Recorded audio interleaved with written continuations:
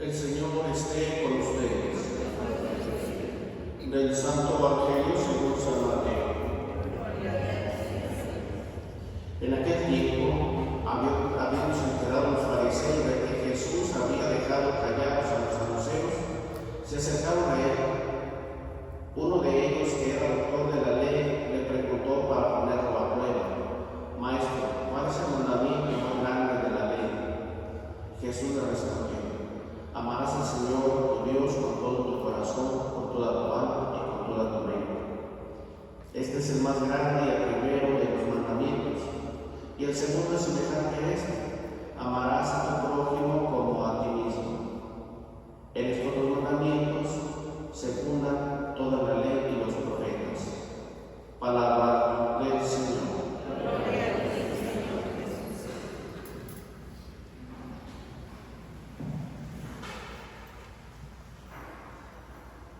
Tenemos en la primera lectura del profeta Ezequiel: la mano del Señor se posó sobre mí, dice, y su espíritu me trasladó y me colocó en medio de un campo lleno de huesos. Y ese espíritu es pues el Espíritu Santo, que en el Antiguo Testamento se manifestaba como una fuerza, como un viento, ¿verdad? Como una brisa, como algo que cambia las cosas. Y por eso el Espíritu de Dios habla, ¿sí?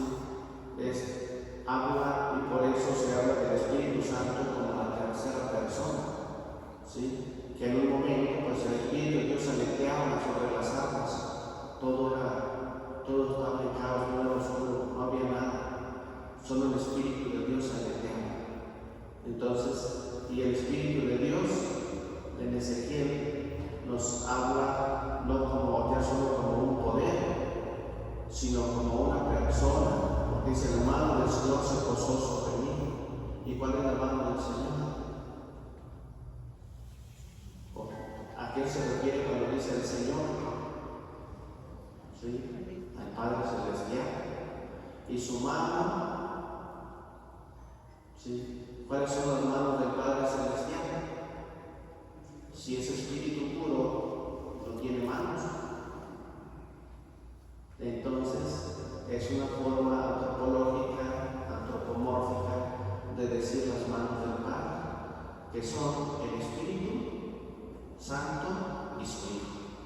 Y el Espíritu Santo, pues en el credo, ya lo tenemos como Señor y dador de vida, ¿verdad? Y entonces dice el Señor: me preguntó, hijo de hombre, ¿podrán acaso revivir estos huesos? Yo respondí: Señor, tú lo sabes.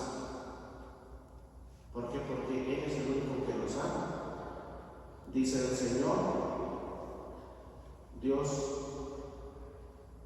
a estos huesos: y aquí que yo les infundiré mi espíritu, el espíritu, y revivirán. Les pondré nervios y haré que les brote carne, la cubriré de pieles, infundiré el espíritu y revivirán. Entonces reconocerán ustedes que yo soy el Señor. Cuando alguien pregunta: ¿y cómo va a ser la resurrección de los muertos? Pues aquí nos está diciendo, ¿sí? ¿De dónde le sale la carne si hay? De la nada. ¿Por qué? ¿Por qué no puede ser todo? ¿De dónde van a cortar los huesos si esos son polvos, si esos cenizas? De la nada va a volver a recrear otra vez todo va a volver a la existencia. Pero, por eso San Pablo dice: llegará el último momento en que se oirá la voz como un trueno, y los que estemos todavía vivos seremos arrebatados al cielo. ¿Quién ha sido arrebatado al cielo?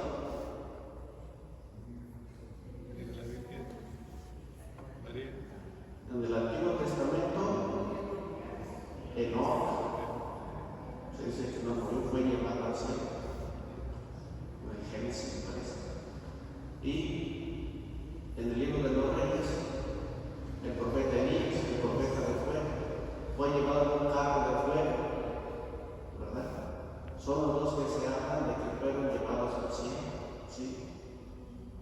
fue llevado al cielo después? La Virgen María, ¿verdad? Y podemos decir del Señor San José también. ¿Por qué? Pues porque ¿dónde está la tumba de San José? ¿Y por qué si se sabe la tumba de San Pedro? ¿O no eran contemporáneos? Pues sí. Si Pedro tenía como 50 años cuando fue elegido, nuestro Señor tenía 30, entonces tendría la misma edad de San José, ¿o no? Y se habla de la tumba de San José, porque la de Pedro y Pablo sí. Entonces, Él resucitó con todos los justos cuando el Señor resucitó entre los muertos.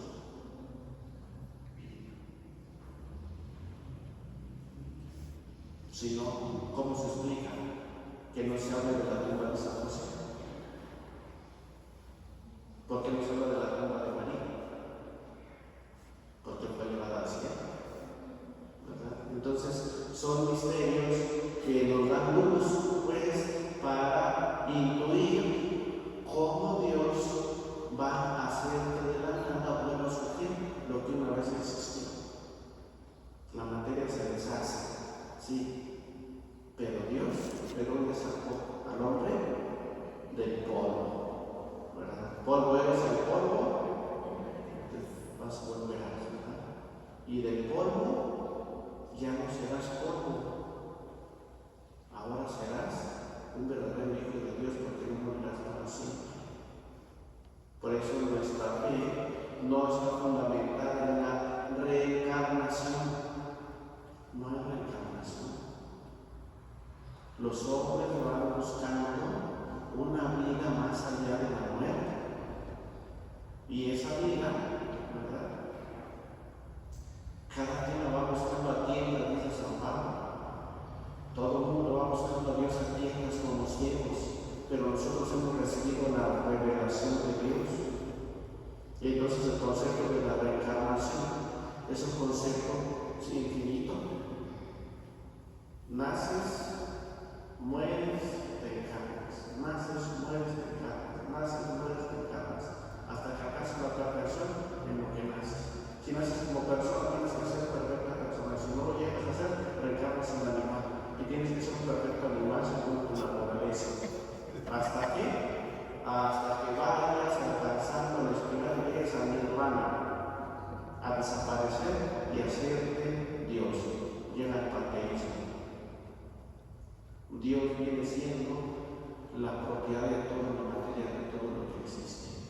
Y entonces, simplemente, eres Dios, vuelves a ser Dios, pero lo que dejas de hacer mientras tienes que materializarte de muchas maneras, hasta llegar a perderte en el nirvana.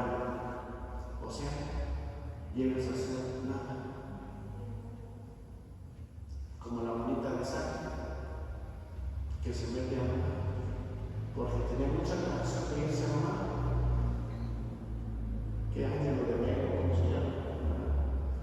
Es una visión panteísta, donde siente la muerte una atracción por el mal, y cuando logra meterse, se vuelve mal. O sea,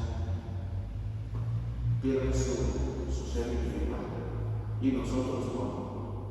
Nuestra fórmula, como Dios se revela es que nacemos, Dios nos crea, nos da la vida y vamos en línea, en forma lineal, no circular. Vamos caminando hacia la perfección, morimos y entonces llegamos a la meta. O si podemos entender solo un ciclo, nacimos de Dios, caminamos en Dios y volvemos a Dios, de donde salimos.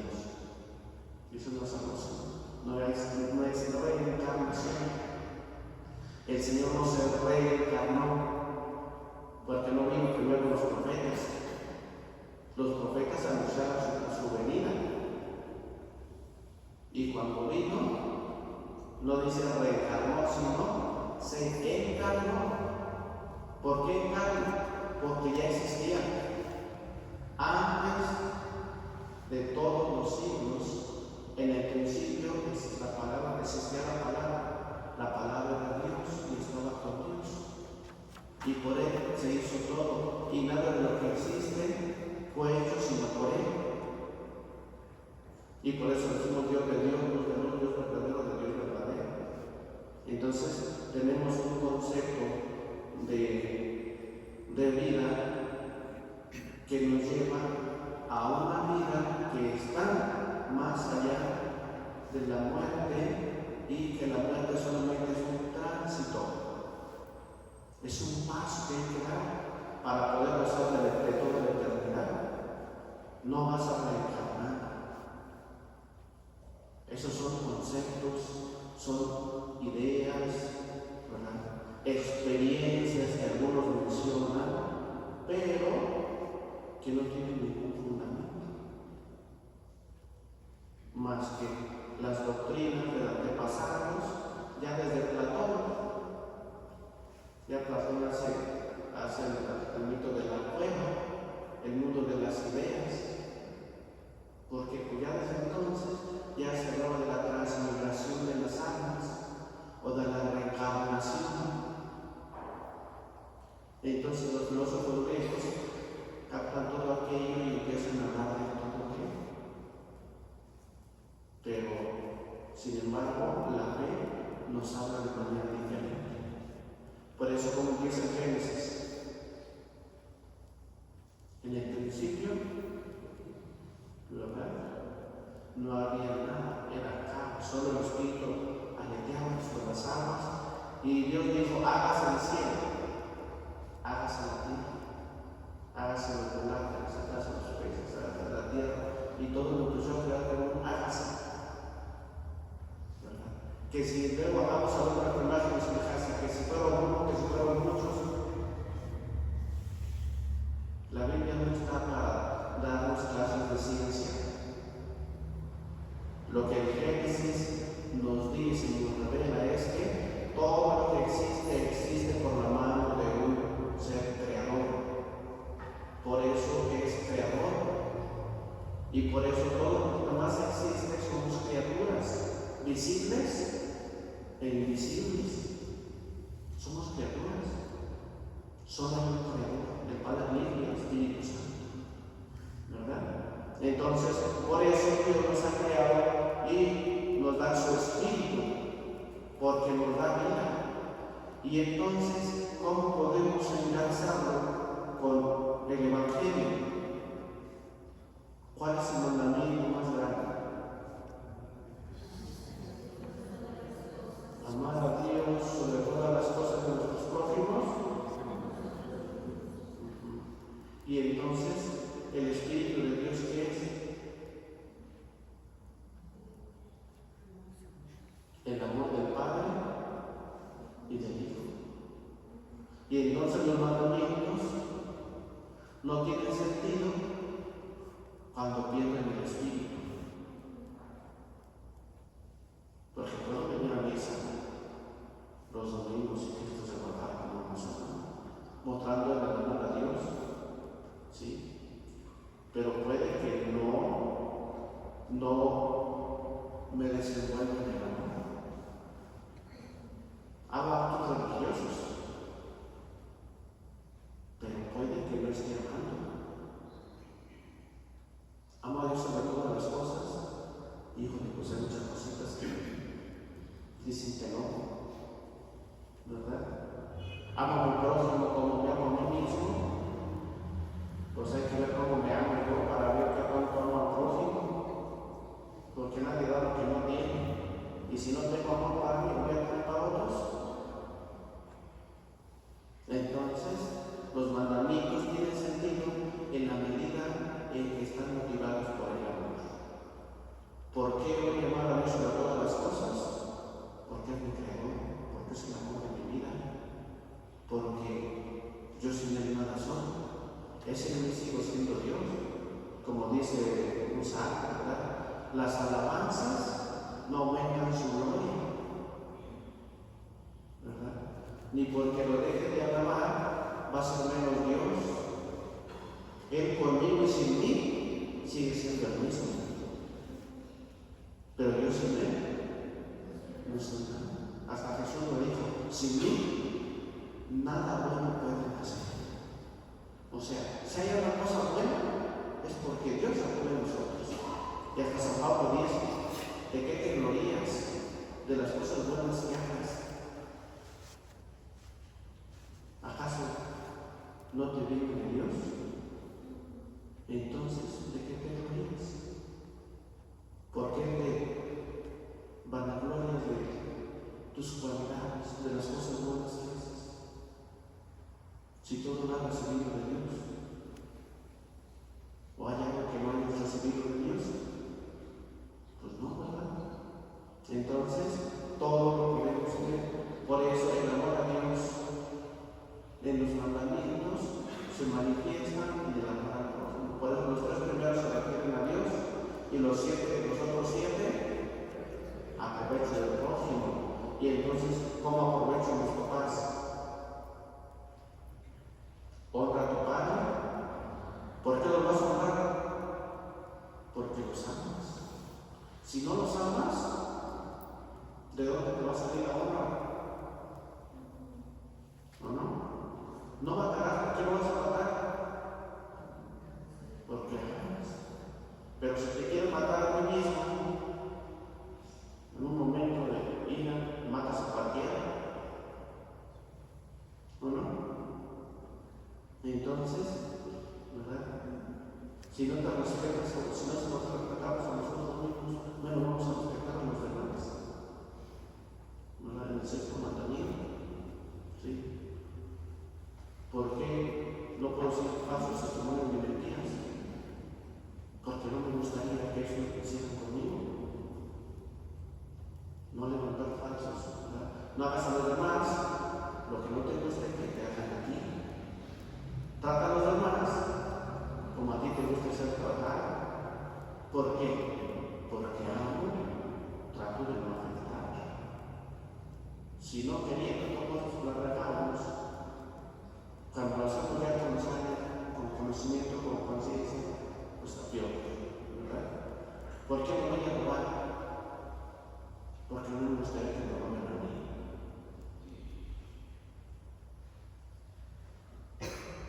¿Verdad? ¿Por qué no voy a conocer a los demás? No sé por qué hay un amor. Y ese amor me va a llevar a manifestarlo en los mandamientos. Por eso es que la palabra de Dios, muchos hablamos de la palabra de Dios, muchos predicamos bien bonito la palabra de Dios, pero a la hora del trato, a la hora de relacionarnos, a la hora de hacer efectiva nuestra fe, nuestro amor a Dios y nuestro amor a nuestro prójimo, ahí es donde patinamos. Ahí es donde acá ya no es tan fácil, como decimos ayer, amar como Cristo ama, hasta el extremo. Es que como voy a ir a soportar esto. Esto no te lo puedo perdonar. Te perdono muchas cosas, pero esto no. Imagínense que Jesús hubiera dicho: les perdono a todos menos a estos.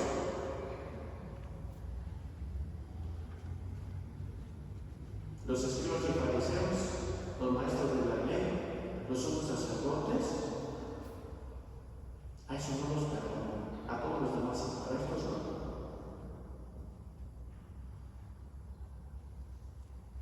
¿Sería un amor a lo divino? No. Entonces el mandamiento más grande se cierra en el amor. Por eso ayer que festejábamos ¿a quién? San Bernardo de Claraval. Dice: amo porque amo por amar. Todo se cierra en el amor. San Juan de la Cruz dice: a la tarde de la vida te examinarán en el amor.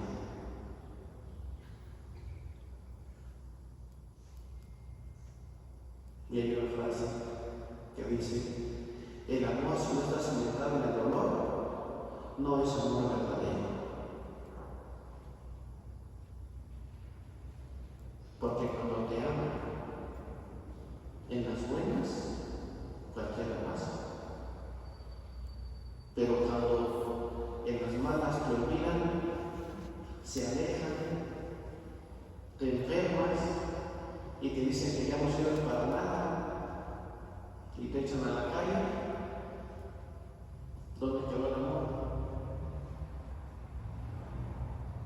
Pero si dices: yo estoy contigo, mi compañero de vida, compañera de vida, voy a estar contigo, no te voy a dejar, vamos a salir juntos de estos y hasta donde Dios quiera. Entonces el amor está cimentado.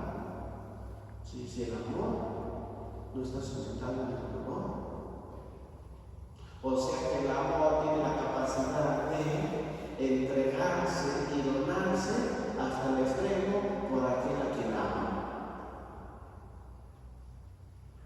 Y dice nuestro Señor, ¿verdad? Nadie tiene amor más grande a sus amigos que aquel que da su vida por ellos. Ustedes son mis amigos. ¿No le dice así? Porque voy a dar mi vida por ustedes. Ese es el tipo de amor que Dios nos pide en los santos mandamientos. Por eso, la expresión: quien quiera vivir en pos de mí, ¿cuál es la primera condición? Niéguese a sí mismo. O sea, el amor, en esencia, es negación de sí mismo para entregarse a los demás. Por eso Santa Teresa le decía al Señor: ay Señor, dice, porque yo a mis mejores guerreros les comparto de mis peores luchas. Anda, les comparto mi cruz. ¿Y qué le dijo Santa Teresa? Ay Señor, con razón tienes tan pocos amigos. Con razón tienes tan pocos amigos. ¿Por qué? Porque los verdaderos amigos de Jesús se demuestran en la cruz. Si en la cruz nos fallamos, ya perdimos. Por eso hay que pedir a Dios que nos ayude a vivir nuestros mandamientos y en los momentos de sufrimiento nos vivamos unidos a Cristo nuestro Señor. Que así sea.